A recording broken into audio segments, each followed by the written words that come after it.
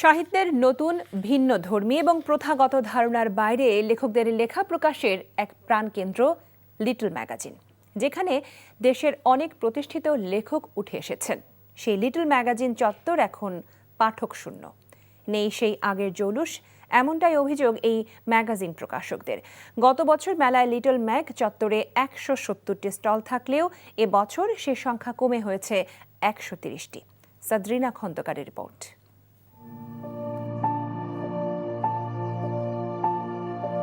Little magazine ছিল একসময় সাহিত্যের প্রাণকেন্দ্র, যেখানে লেখকদের সুযোগ ছিল তাদের সৃজনশীলতাকে প্রকাশ করার, কিন্তু এখন সেই চত্বর নিঃসঙ্গ।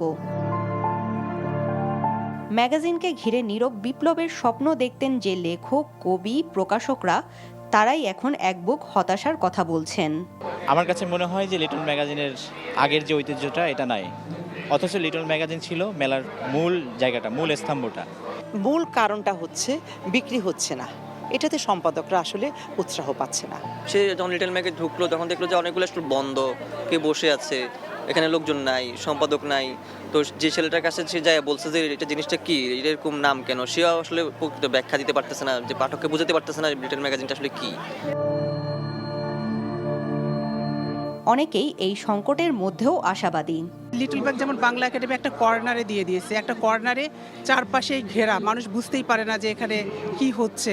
কিন্তু লিটল ম্যাগটা যদি ওপেন জায়গায় থাকতো তাহলে ঘোরাঘুরির সময় মানুষ দেখতো, বইগুলো নাড়াচাড়া করতো। এখন যেহেতু নেটের দিকে মানুষের আকর্ষণটা বেশি, ওখানে প্রচারটা যদি একটু বৃদ্ধি পায় তাহলে হয়তো লিটল ম্যাগের জায়গাটা প্রসিদ্ধ হবে এবং ঐতিহ্যটা টিকে থাকবে।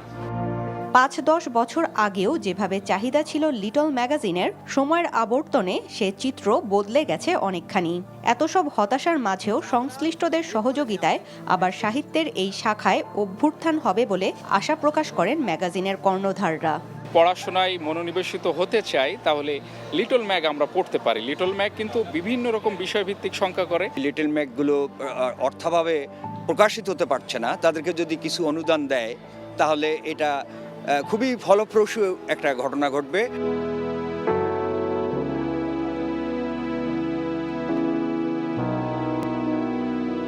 এদিকে আলিমুজ্জামান চৌধুরীর মেঘের মিতালি নামে উপন্যাস প্রকাশ পেয়েছে। সাদরিনা খন্দকার, এনটিভি নিউজ, ঢাকা।